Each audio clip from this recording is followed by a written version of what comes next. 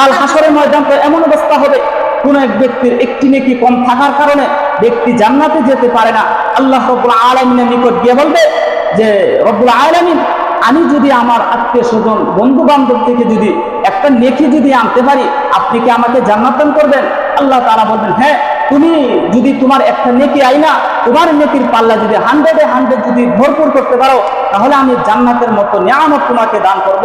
তখন সেই ব্যক্তি এরকম লক্ষ কোটি ডলার ব্যক্তিদের মধ্যখান থেকে তার ভাইকে গিয়ে খুঁজে বের করবে, গিয়ে বলবে, ভাই, দুনিয়ায় তো তুমি সর্বদাই আমার পাশে থাকতা, আপদে বিপদে সবার আগে তুমি থাকতা, দেখো আজ আমার একটা নেকি কম থাকার কারণে আমি জান্নাতে যেতে পারি না, তুমি আজ আমাকে একটা নেকি দিয়ে সাহায্য করো।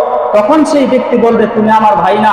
এরকম ব্যক্তি সন্তান তার পিতার কাছে যাবে, গিয়ে বলবে, বাবা বাবা হিসেবে তুমি দুনিয়ায় সর্বদা খেয়াল রাখতে, আমি সন্তানের যেন কোনো রকম কষ্ট না হয়, দেখো আজ আমার একটা নেকি কম থাকার কারণে আমি আজ জান্নাত পাই না, আপনি আমাকে একটু নেকি দিয়ে সাহায্য করেন।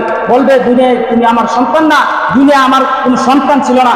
এরকম ব্যক্তি তার মার কাছে যাবে, গিয়ে বলবে, মা, দুনিয়ায় তো তুমি সর্বদা খেয়াল রাখতে, আমি সন্তান হিসেবে আমার যেন কোনো রকম কষ্ট না হয়, আমি যখন তোমার বাম পাশে পেশাব করে দিতাম, আমার ডান পাশে তুমি আমাকে শয়ন করাইতে, বাম পাশে পেশাব করে দিলে আমার এই পেশাবের মধ্যে থাকাটা কষ্টকর হয়ে যাবে, ডান পাশে শয়ন করাতে, ডান পাশেও যখন আমি পেশাব করে দিতাম, তখন তুমি তোমার বুকের উপর আমাকে স্থান এবং জায়গা দিতে, কারণ আমি সন্তানের যেন কষ্ট না হয়। দেখো মা, আজ আমার একটা নেকি কম থাকার কারণে আমি জান্নাতে যেতে পারি না, তুমি আমাকে একটা নেকি দিয়ে সাহায্য করো।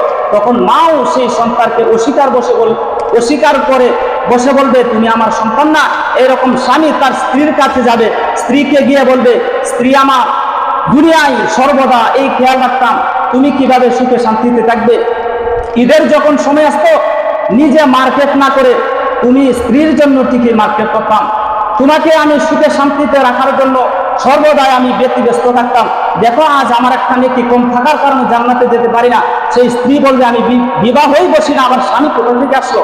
এরকম স্ত্রী তার স্বামীর কাছে যাবে, গিয়ে বলবে, স্বামী আমার, দুনিয়ায় তো আপনি সর্বদা খেয়াল রাখতেন, আমি স্ত্রী হিসেবে যেন আমার যেন কোনো রকম কষ্ট না হয়, দেখেন আমার আজ একটা নেকি কম থাকার কারণে আমি নাজাত বা জান্নাতে যেতে পারতেছি না, আপনি আমাকে একটা নেকি দিয়ে সাহায্য করেন। তখন সেই স্বামী বলবে, দুনিয়ায় তো আমি বিবাহই করি নাই, তাহলে আমার স্ত্রী কোথায় থেকে আসলো? কেন আমি যদি আমার স্ত্রীকে, আমার বোনকে, আমার ভাইকে, কোনো আত্মীয় স্বজনকে আমি যদি একটা নেকি দিয়ে দেই, হইতে পারে আমার একটা নেকি কম হয়ে যাবে, আর আমার একটা নেকি যখন কম হয়ে যাবে তখন আমি হয়তো জান্নাতে যেতে পারবো না। এই ব্যাপারে আল্লাহ তাআলা সূরা আবাসার শেষের দিক থেকে আলোচনা করেন। আল্লাহ রাব্বুল আলামিন বলেন, ইয়াউমা ইয়াফিরুল মারউ মিন আখি, সেই দিন অর্থাৎ কাল কিয়ামতের দিন ভাই থেকে পালন করবে, ওয়া উম্মিহি ওয়া আবি, এবং সন্তান তার মা থেকে পালন করবে, সন্তান তার বাবা থেকে পালন করবে, ওয়া সাহিবাতিহি ওয়া বানি, এবং স্বামী তার স্ত্রী থেকে পালন করবে, এবং প্রত্যেক বাবা মা তার সন্তান থেকে পালন করবে। কেন? আমি আত্মীয় স্বজনকে যদি আমার পরিচয় দিয়ে দেই, আমি যদি তাকে এরকম একটা নেকি দিয়ে দেই, হইতে পারে আমার একটা নেকি কম থাকার কারণে আমি নাজাতে যেতে পারবো না।